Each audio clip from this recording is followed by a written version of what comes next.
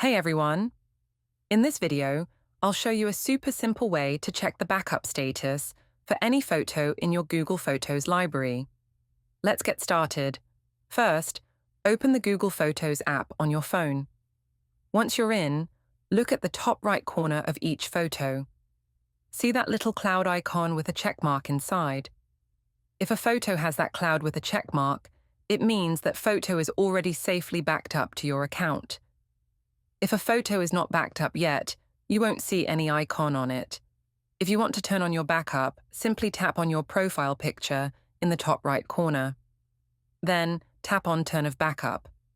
Now, your gallery photos and videos will automatically uploaded to your Google Drive. That's it. With this simple method, you can easily verify that your most important photos and videos are safe and secure in the cloud.